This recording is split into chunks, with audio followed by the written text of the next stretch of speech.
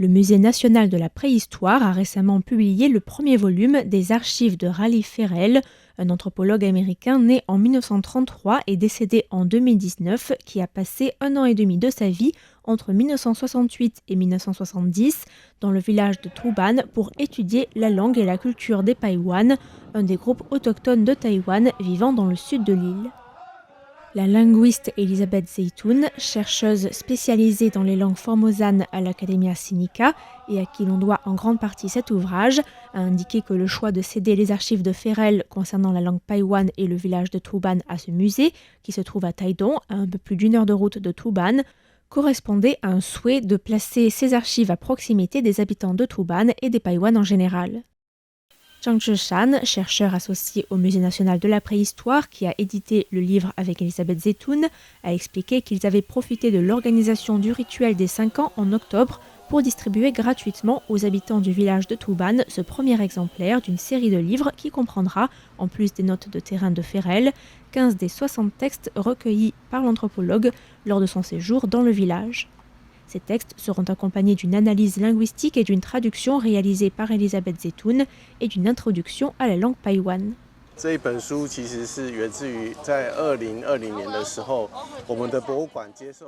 livre vient du fait qu'en 2020, notre musée a reçu un don d'archives précieuses sur les Paiwan qui est arrivé par Elizabeth Zeytoun, chercheuse à l'Academia Sinica.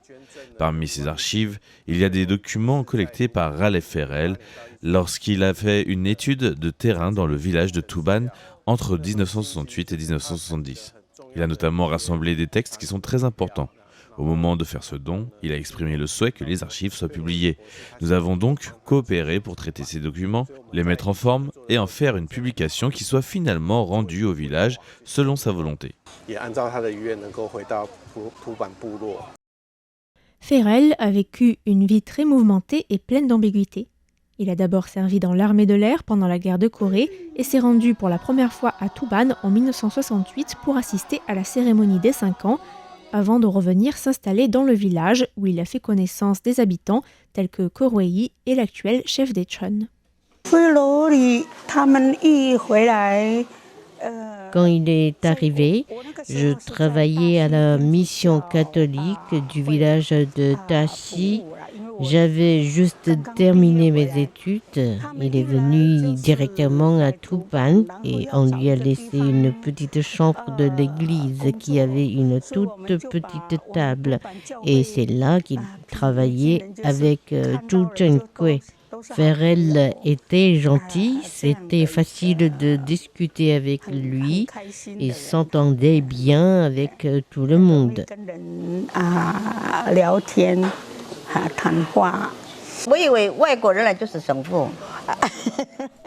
Moi, je pensais que tous les étrangers qui venaient étaient des prêtres. C'est l'idée que j'ai de vous, les étrangers. Je n'étais pas si petite que ça. À l'époque, je travaillais à la mission catholique, donc je ne comprenais pas si bien que ça ce qui se passait. Je ne connaissais pas très bien Ferrell. Je savais juste qu'il était venu chez moi pour interviewer ma mère, mais j'ai toujours pensé que c'était un prêtre. Ferrell a habité dans la famille du jeune Ujung, alors âgé de 16 ans seulement, et qui est aujourd'hui un vieil homme de 70 ans.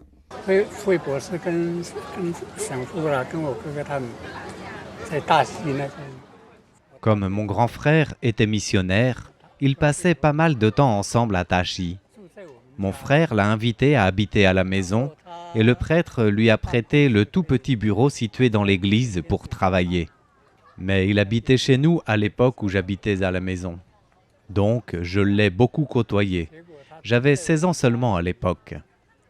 C'est lui qui m'a appris le système de pinyin, de romanisation de la langue Paiwan. Je l'ai appris très vite. Ensuite, il m'a aussi appris à utiliser la machine à écrire et j'ai réussi à apprendre encore plus vite. En 1 semaine, j'étais capable d'écrire sur la machine avec les 2 mains. C'est comme ça que je suis devenu son assistant.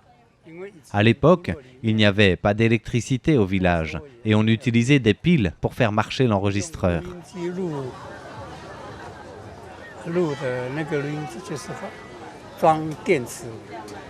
Ferrell a dû apprendre le paiwan sur le tas et la participation de Hu Jung, une fois qu'il avait maîtrisé l'usage de la machine à écrire et la transcription du paiwan, lui a été très utile pour retranscrire les contes appelés en paiwan Milimilingan. Chaque soir, les personnes âgées du village venaient écouter avec plaisir les enregistrements. Alors, je leur ai demandé de nous raconter des histoires, notamment ma mère et les chamans. Ils racontaient les histoires qu'ils avaient entendues des anciens il y a longtemps. C'est grâce à ça que l'on a pu réunir ce corpus d'histoires très anciennes qui remonte à plus de 100 ans et que l'on n'entend plus aujourd'hui. Nous enregistrions nos discussions avec les anciens du village. On était face à face et je lui traduisais en mandarin et ensuite il traduisait en anglais. Ça a duré environ 1 an et demi.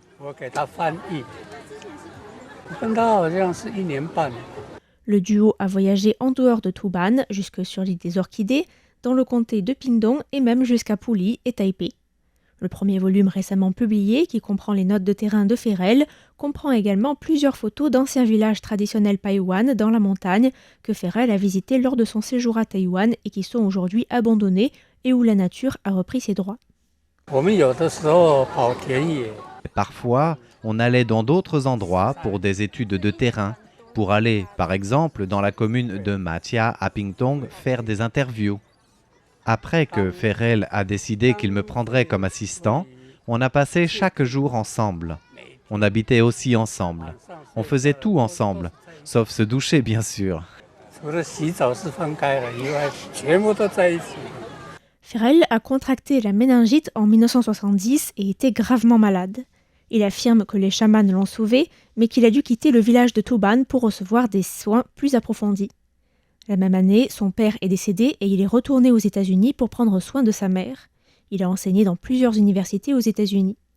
Elisabeth Zeytoun nous a expliqué que Ferrell avait tenté bien avant ça, dans les années 70, de revenir à Tuban pour revoir les habitants du village, mais qu'il avait été refoulé à la frontière taïwanaise, car les autorités de l'époque se méfiaient des étrangers proches des communautés autochtones. Il faut rappeler qu'on était dans un contexte de loi martiale et de terreur blanche et que Ferrell figurait, comme d'autres étrangers, sur la liste des personnes à ne pas admettre sur le territoire taïwanais. Elisabeth Zeytoun nous a confié que lorsqu'elle était arrivée à l'Academia Sinica en 1992, elle avait tenté de trouver les chercheurs qui avaient travaillé sur les autochtones de Taïwan dans les années 60, mais que Ferrell restait introuvable jusqu'en 2007 où Ferrell l'a contacté en personne. Elle a ensuite eu l'occasion de le rencontrer pour la première fois en 2009 et en 2013, une rencontre a pu être organisée en Californie entre Raleigh et Hu Jung, qui a repris ensuite le travail initié une 50aine d'années plus tôt pour traduire les enregistrements des histoires réalisées en 1969 et en 1970. On peut aisément s'imaginer l'émotion qui a envahi les deux amis, désormais âgés, lorsqu'ils se sont revus pour la première fois après tant d'années.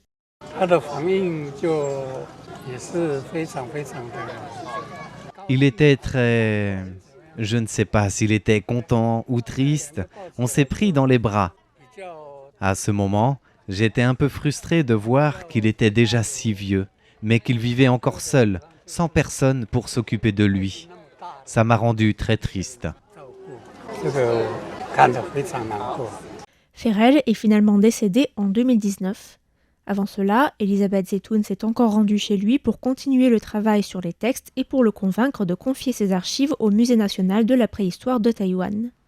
Ferrell a accepté, mais a demandé à Elisabeth Zeytoun de publier ses textes, un travail qu'elle a qualifié de titanesque et qu'elle fait sur son temps libre. Elle nous a expliqué que pour 16 heures d'interview, elle avait besoin au minimum de 100 heures pour reprendre les textes, sans parler de la relecture des textes ou encore de la correction des fautes. Comme elle nous l'a fait remarquer, Ferrell était à la base venu faire une étude ethnographique, mais pour cela, il a dû apprendre la langue, même si à l'origine ce n'était pas dans le but d'étudier ou de documenter cette langue. D'ailleurs, à l'époque, dans les années 60, tout le monde parlait le paiwan dans le village et les gens ne s'imaginaient pas que la langue allait mourir et que sa disparition était tout simplement inimaginable. Ce livre est donc un beau cadeau fait aux habitants de Tuban, mais aussi à tous les chercheurs en ethnographie et en linguistique qui s'intéressent à la langue et à la culture paiwan.